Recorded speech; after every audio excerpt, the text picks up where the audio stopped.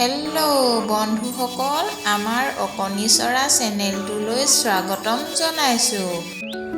লক্ষ্মীপুৰ গাঁৱত দুজন ভাই ককাই বসবাস কৰিছিল। সৰুৰে পৰা তেওঁলোক মিলা-প্ৰীতিৰে থকা নাছিল। ইজনে সিজনৰ লগত প্ৰায়ে কাজিয়া কৰি থাকে। তেওঁলোক ডাঙৰ হোৱাৰ পিছতো ইজনে সিজনক দেখিব নোৱাৰে। তেওঁলোক দুজনে বেলেগ বেলেগকৈ থাকে। তাৰে এজন ভাইৰ নাম ৰতনলাল। তেওঁ বহুত ধনী আছিল। আৰু আনজন ভাই গোপাল। তেওঁ বৰ দুখীয়া আছিল। ৰতনলালৰ ঘৰত সকলোৱে বৰ সুন্দৰ আৰু দামী কাপোৰ পিন্ধিছিল। সদায়ে ভাল ভালকৈ খাদ্য খাইছিল আৰু সকলো উৎসৱ বৰ ভালদৰে পালন কৰিছিল। আনফালে গোপালৰ ঘৰত একেবাৰে বিপৰীত আছিল।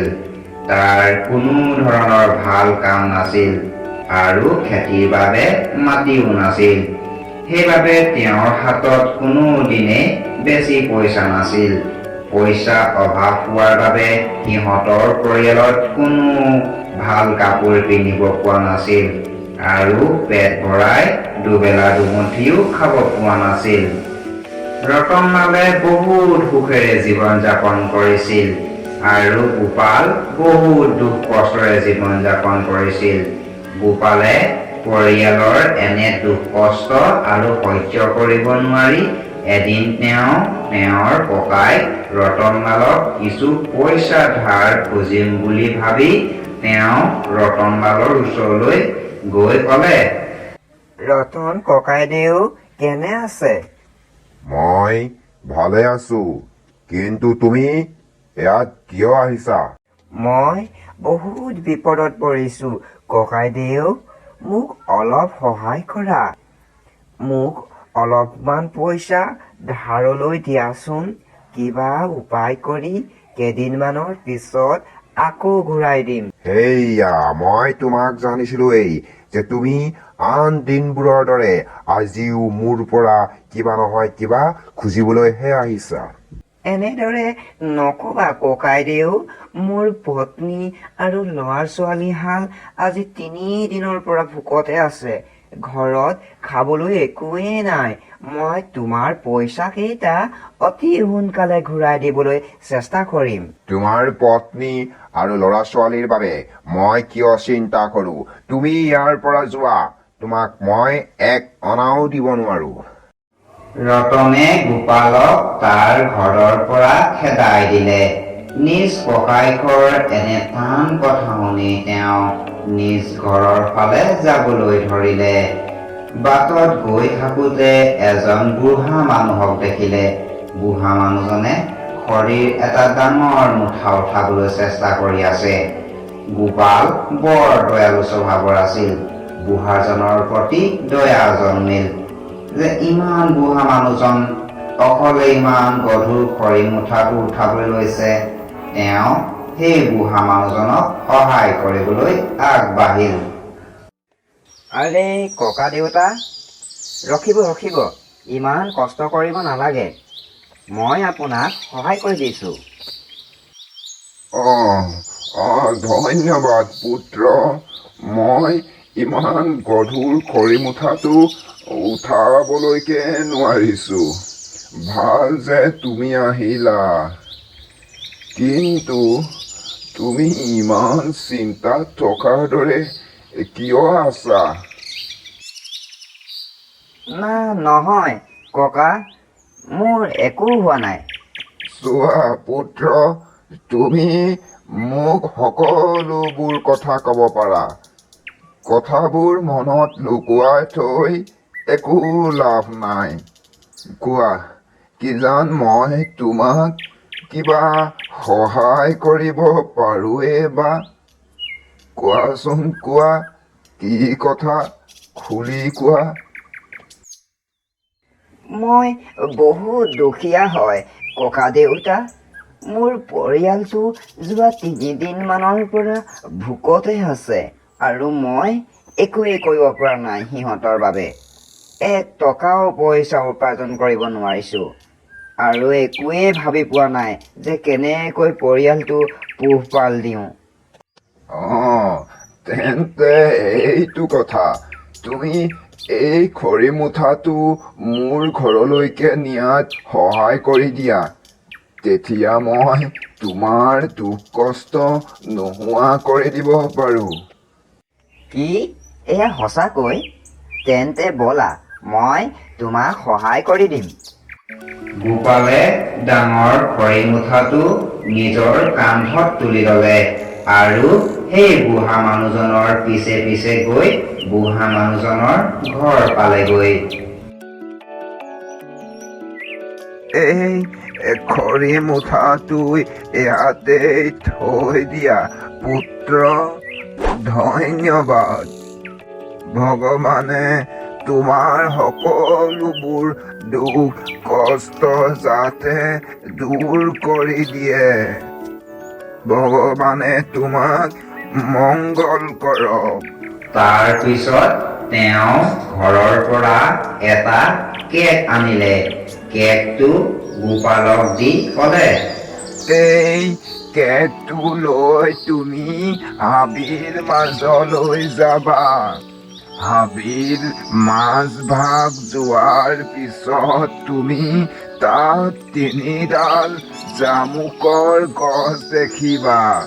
সেই গছ কেইডালৰ পিছফালে এটা ডাঙৰ গুফা আছে।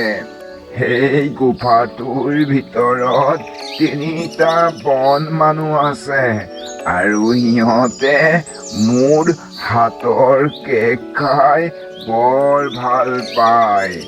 সিহঁতক এই কেকটো দি তাৰ সলনি তুমি পইচা নিবিচাৰিবা। শিলৰ জতাখন খুজিবা আৰু জতাখন পোৱা মাত্ৰেই ঘৰলৈ লৈ আনিবা। তেতিয়া তোমাৰ সকলো দুখ কষ্ট নোহোৱা হৈ যাব। যোৱা বোপা, যোৱা। গোপালে বুঢ়া মানুহজনৰ কথাবোৰ বৰ মনোযোগেৰে শুনিলে। কেকটো লৈ হাবিৰ ফালে যাবলৈ ধৰিলে। কিছু দূৰ যোৱাৰ পিছত একেলগে থকা 3জোপা জামুকৰ গছ দেখা পালে। যিদৰে বুঢ়া মানুহজনে কৈছিল সেইদৰে জামুকবোৰ বৰ ধুনীয়াকৈ লমালমে লাগি আছিল। গোপালৰ জামুকবোৰ খাবলৈ বৰ মন গৈছিল, কিন্তু তেওঁ বন মানুহ কেইজনক লগ কৰাত দেৰি হ'ব বুলি জামুকৰ লোভ মুখতে সামৰি থলে। আৰু অলপ যোৱাৰ পিছত তেওঁ এটা গুফা দেখা পালে। তেওঁ সেই গুফাটোৰ ভিতৰলৈ সোমাই গ'ল।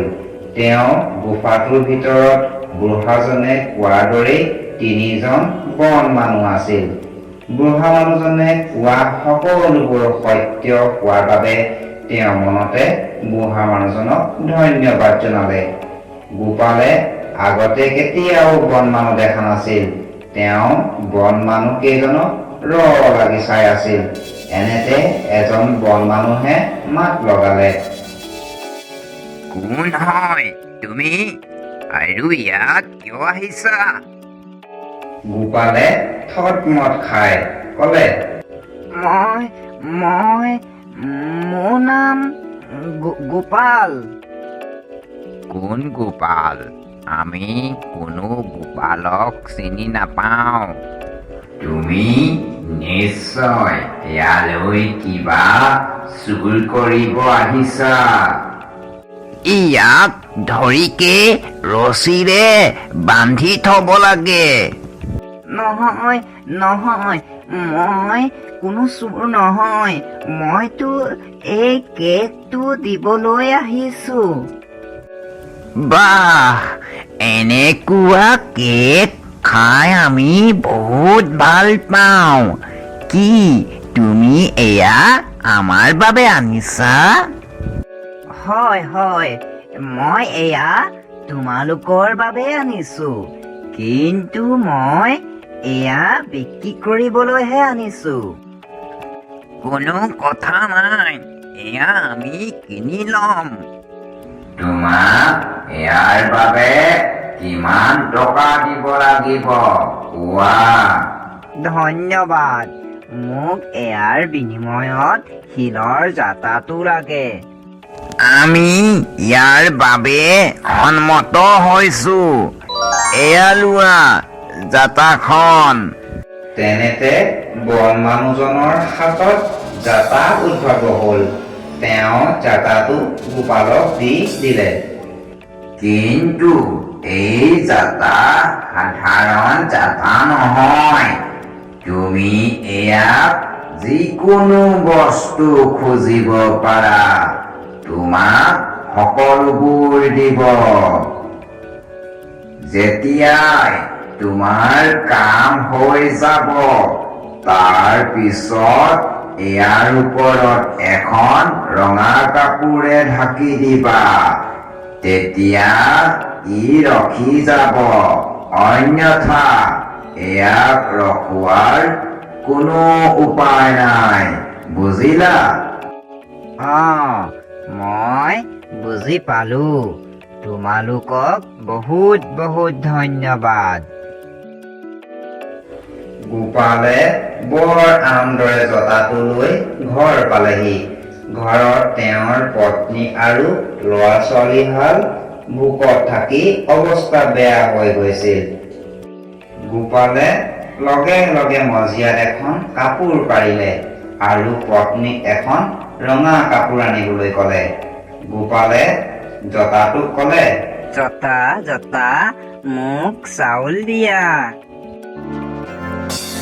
এইদৰে কোৱাৰ লগে লগে জতাটোৰ পৰা চাউল ওলাবলৈ ধৰিলে।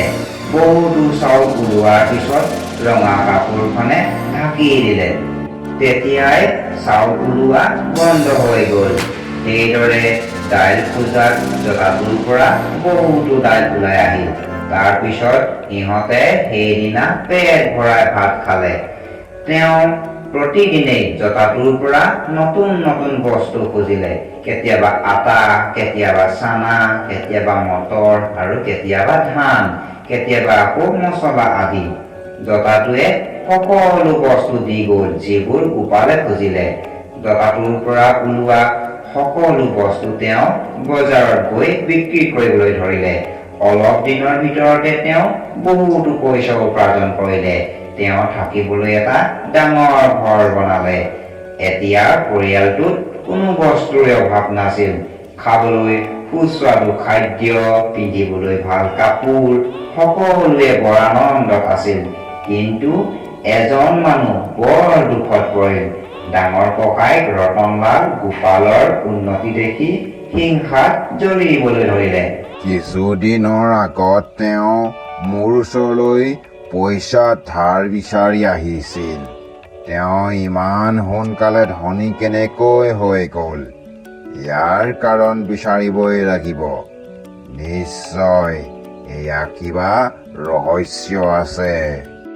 এনেতে এদিন ৰতনলাল তাৰ ভাইকৰ ঘৰত মনে মনে প্ৰৱেশ কৰি চকীৰ পিছফালে লুকাই থাকিল।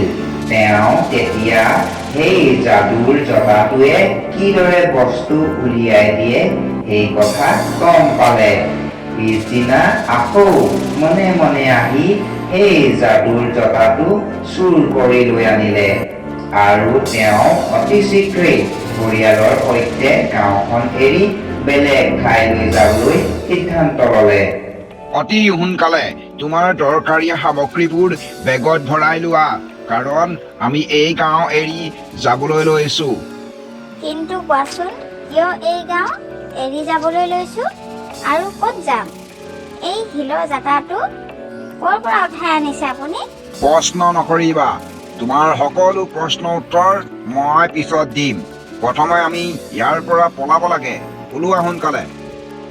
ৰতনে নিজ পৰিয়ালৰ সৈতে ঘৰ আৰু গাঁও এৰি যাবলৈ ধৰিলে। দূৰৈ এখন ঠাইত ঘৰ পাতি থাকিবলৈ সপোন ৰচিলে। তেওঁ এখন নাও কিনি ল'লে আৰু তেওঁ পৰিয়ালৰ সৈতে নাওত বহি ল'লে। কিছু দূৰ যোৱাৰ পিছত পত্নীয়ে সুধিলে, ইমান গধুৰ শিলৰ জাতাটো নাৱত লৈ আৰু গাঁৱৰী আমি এতিয়া কি কৰিম? চোৱা, ই কোনো সাধাৰণ জতা নহয়, ই যাদুৰ জতা। ইয়াৰ বাবেইতো গোপাল ইমান সোনকালে ধনী হৈ গ'ল। এতিয়া মই এই জতাটো গোপালৰ ঘৰৰ পৰা মনে মনে চুৰ কৰি লৈ আনিছো। ইয়াৰ পৰা আমি বহুত ধন উপাৰ্জন কৰিব পাৰিম আৰু আৰামত অতি সুখেৰে জীৱন কটাব পাৰিম। ৰখিবা এতিয়া, মই তোমাক দেখুৱাই আছো ই কিদৰে কাম কৰে। জতা জতা, নিমখ উলিয়াই দিয়া। জতাটোৱে নিমখ উলিয়াবলৈ আৰম্ভ কৰিলে। চাওঁতে চাওঁতে নাওখনত বহুতো নিমখ হৈ পৰিল। কিদৰে জতাটো ৰখি যায় এয়া ৰতনলালে নাজানিছিল। নিমখৰ বাবে নাওখন পানীত ডুব যাবলৈ ধৰিলে। ৰতনলাল আৰু তেওঁৰ পৰিয়ালৰ সকলোৱে পানীত ডুব যাবলৈ ধৰিলে। ৰতনলালৰ লোভৰ বাবেই তেওঁ আৰু তেওঁৰ পৰিয়ালটোৱে জীৱন হেৰুৱালে। গোপাল পৰিশ্ৰমী আছিল। তেওঁৰ হাতত জতাটো নাছিল যদিও কঠোৰ পৰিশ্ৰম কৰি তেওঁৰ সম্পত্তি দুগুণ কৰি ল'লে আৰু তেওঁ সুখে শান্তিৰে থাকিবলৈ ল'লে। ভিডিঅ'টো যদি চাই ভাল পালা লাইক কৰি দিবা। এনেধৰণৰ অসমীয়া কাৰ্টুন চাই থাকিবলৈ আমাৰ অকণি চৰা চেনেলটো ছাবস্ক্ৰাইব কৰি ল'বা। ধন্যবাদ।